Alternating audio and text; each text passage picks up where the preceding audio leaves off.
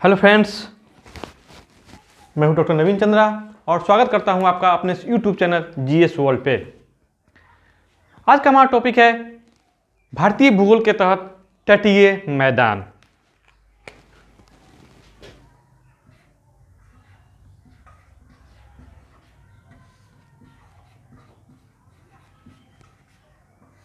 तटीय मैदान, ठीक है। तो तटीय मैदान का निर्माण कैसे होता है? तो तटीय मैदान का निर्माण होता है सागरीय निक्षेप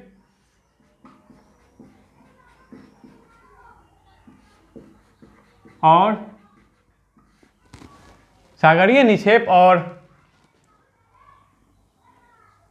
डेल्टाई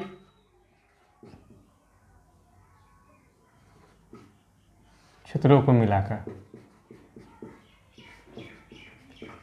नदी के द्वारा डेल्टा का निर्माण किया जाता है। यानी कि नदियों के डेल्टाओं के कारण तटीय मैदान का निर्माण होता है।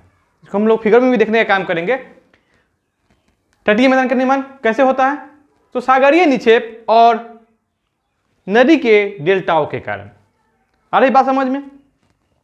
अब आते हैं तटीय मैदान का हम लोग विभाजन करते हैं। तटीय मैदान का हम लोग विभाजन कर लेते हैं दो भागों में, पूर्वी तटीय मैदान और पश्चिमी तटीय मैदान। पश्चिमी तटीय मैदान पूर्वी तटीय मैदान। पश्चिमी तटीय मैदान और पूर्वी तटीय मैदान, ठीक है। पूर्वी तटीय मैदान और पश्चिमी तटीय मैदान हम लोग फिगर बना लेते हैं।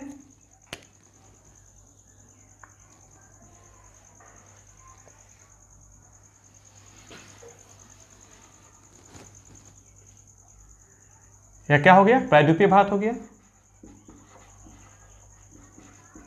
प्रायद्वीपीय भारत क्यों कहते हैं? क्योंकि इसके तीनों ओर क्या पानी है। इधर बंगाल की खाड़ी,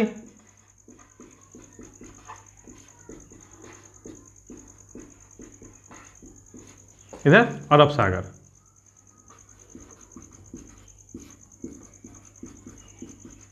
इधर हिंद महासागर। हिंद महासागर, ठीक है। ये जो एक कन्याकुमारी है,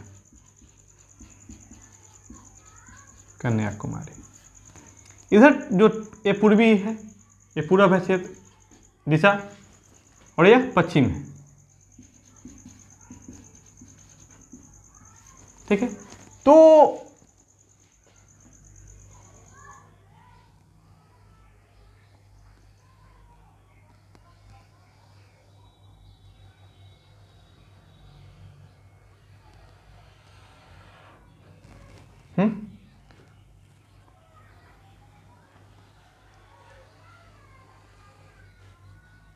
ये जो है ये पूर्वी तटीय मैदान है।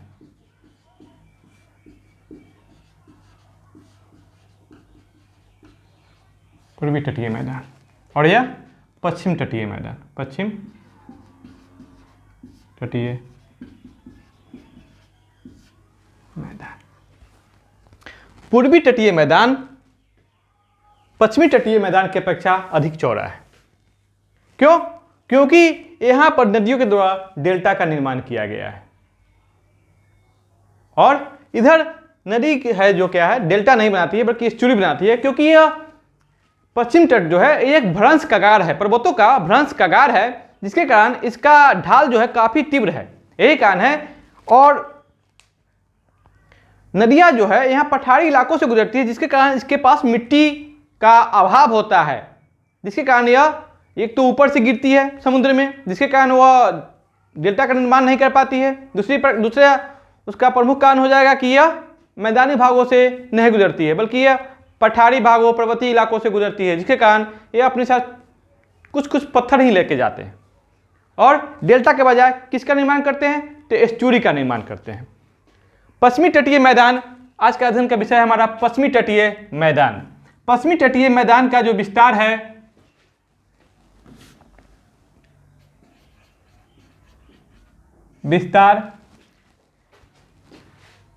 नर्मदा नदी के मुहाने से लेकर, नर्मदा नदी के मुहाने, नदी का मुहाना आप लोग समझते हैं ना, नदी का मुहाना वही होता है जहां नदी अपने आप को समुद्र में या किसी और नदी में विलीन कर लेती है, और उद्गम स्थल जहां से नदी निकलती है। ठीक है, नर्मदा नदी के मुहाने से लेके कन्याकुमारी तक ये पश्चिमी तटीय है ये पूरा, और पूर्वी तट हो जाएगा पश्चिम बंगाल से लेकर कन्याकुमारी तक। ठीक है, उसका हम लोग अध्ययन बाद में करेंगे, पहले हम लोग डील कर लेते हैं पश्चिम तटीय मैदान।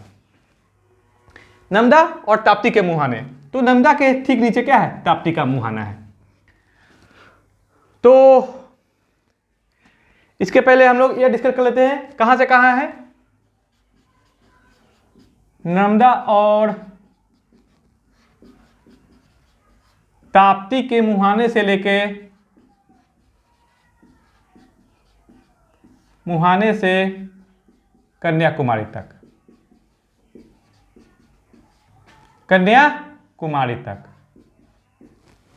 कहां तक, कन्याकुमारी तक। और यह जो मैदान है पश्चिम तट है, पश्चिम तटीय जो मैदान है यह ज्यादा चौड़ा नहीं है पूर्वी तट के अपेक्षा। क्यों, क्योंकि पश्चिम तट जो है यह क्या है, भ्रंश कगार है, भ्रंश कगार है। इसका ढाल क्या है, तीव्र है, इसका ढाल क्या है, तीव्र है, जिसके कारण नदियां जो है, नदी जो है डेल्टा का निर्माण नहीं करती है, डेल्टा का निर्माण नहीं करती है।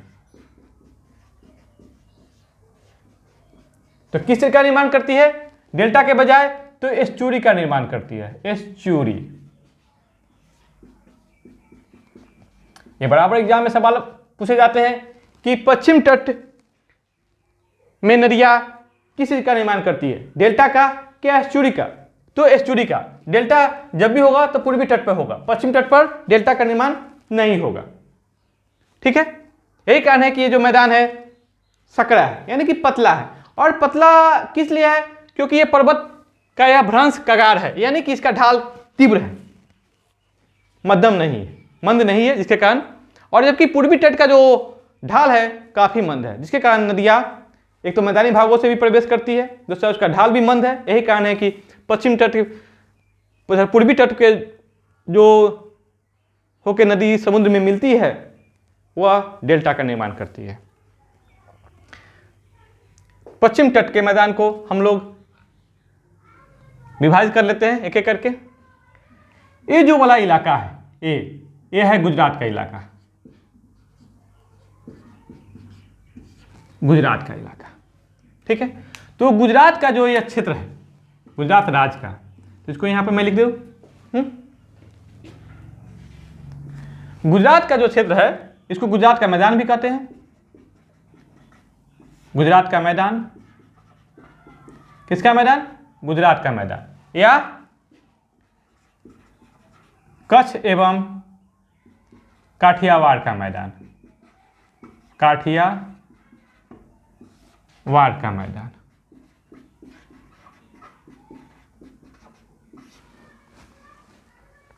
ठीक है, अब आते हैं हम लोग अपने मूल बिंदु पर कि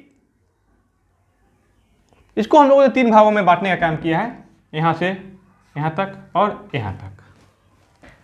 तो नर्मदा और ताप्ती नदी के मुहाने से लेके गोवा तक, कहां तक, गोवा तक, इसका नाम हो जाएगा कोंकण तट, कोंकण तट।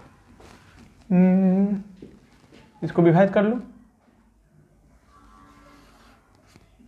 3 भाग में।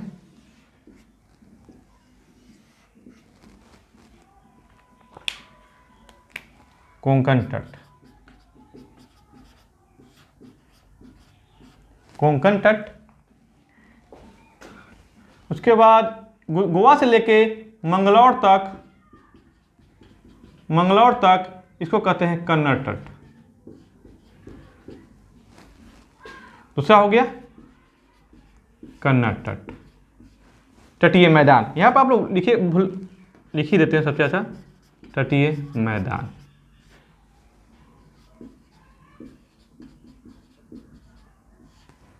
और मंगलौर से लेकर कन्याकुमारी तक यह पूरा का पूरा इलाका केरल का है। इसको मालाबार तटीय मैदान भी कहते हैं। मालाबार का तटीय मैदान, मालाबार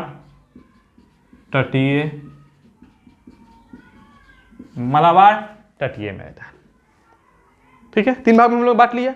अब आते हैं हम लोग कोंकण का जो मैदान है, इसका विस्तार कहां से कहां तक है। कोंकण का जो तटीय मैदान, उसका विस्तार कहां से कहां तक है, तो नर्मदा नदी के मुहाने, नर्मदा एवं ताप्ती के मुहाने से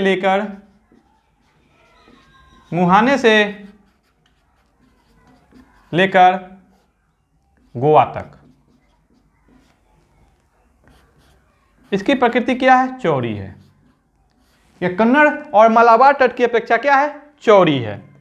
और बंदरगाह भी साथ में लेते चले, ले लेते, इसमें क्या दिक्कत है, पढ़ना तो कैसी हम ही लोग को है।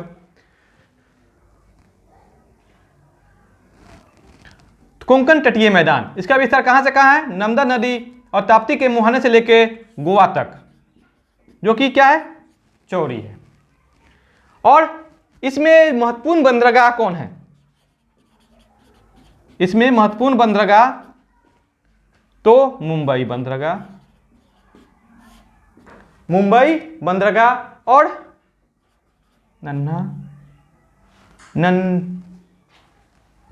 हवा सोबा बंदरगाह। 2 बंदरगाह है इस कोंकण तटीय मैदान में, जो भारत का प्रमुख बंदरगाह भी है। एक हम लोगों ने गुजरात का जो मैदान पढ़ रहे थे, कच्छ एवं काठियावाड़ का मैदान, इस मैदान में भी एक बंदरगाह है जिसका नाम है कांडला बंदरगाह, जो कि गुजरात में पड़ता है। समझिए। अब आते हैं दूसरा मैदान, तटीय मैदान, कन्नड़ तटीय मैदान। कन्नड़ तटीय मैदान, इसका विस्तार कहां से कहां है देखेंगे। गोवा से मंगलौर तक। इसको पूरा का पूरा कर्नाटक का मैदान भी कहते हैं, कर्नाटक का मैदान भी कहते हैं, पूरा का पूरा कर्नाटक का मैदान भी कहते हैं। ठीक है। और यह क्या है, यह कोंकण तटीय मैदान की, ये जो हम लोग चौड़ी लिखे हैं, उसकी अपेक्षा में क्या है, यह सकरी है, यानी कि पतली है। और कन्नड़ तटीय तट पर 2 महत्वपूर्ण बंदरगाह है, 2 महत्वपूर्ण बंदरगाह है। कौन, मार्मागोआ, कौन सा, मार्मागोआ, दूसरा मंगलौर या मंगलेरू कहते हैं, अब नया नाम मंगलेरू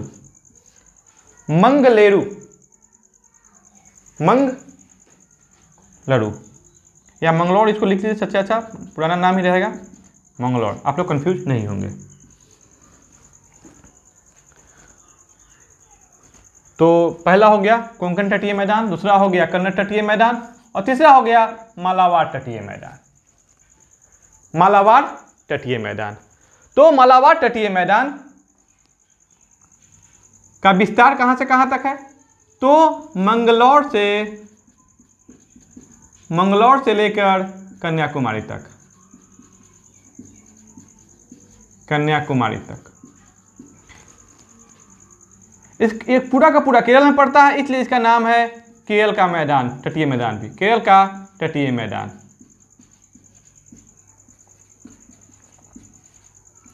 केरल का तटीय मैदान।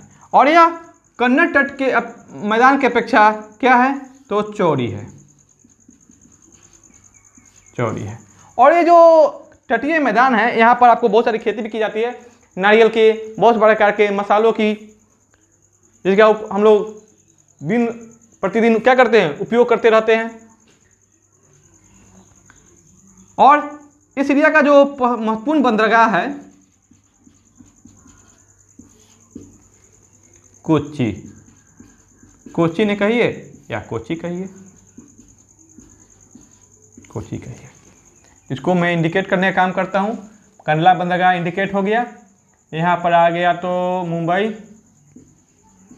जवाहरलाल नेहरू पतन, उसके ठीक नीचे नन्होवा सोवा, जो मुंबई बंदरगाह के सब्स्टिट्यूट में बनाया गया है।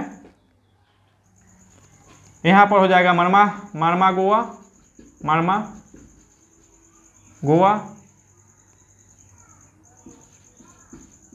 मंगलौर बंदरगाह, यहाँ पर हो जाएगा कोच्चि बंदरगाह।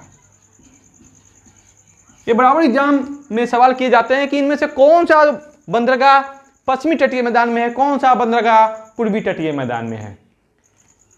तो हम लोगों ने पश्चिमी तटीय मैदान का अभी अध्ययन कर लिया है, जिसमें हमने 3 भागों में बांटा है इसे, कोंकण तटीय मैदान, कन्नड़ तटीय मैदान और मालाबार तटीय मैदान। मालाबार तटीय मैदान और इसकी विशेषता, इसका विस्तार और यहाँ के प्रमुख बंदरगाहों का हम लोगों ने विस्तार से अध्ययन कर लिया है। और ये आपको एग्जाम के पॉइंट ऑफ व्यू से काफ़ी महत्वपूर्ण है। अब हम लोग अगले वीडियो में अध्ययन करेंगे पूर्वी तटीय मैदान, जो भारत के प्रमुख तटीय मैदान है और पश्चिमी तटीय मैदान की अपेक्षा चौड़ी है, क्योंकि यह की नदियाँ डेल्टा का निर्माण करती है। धन्यवाद।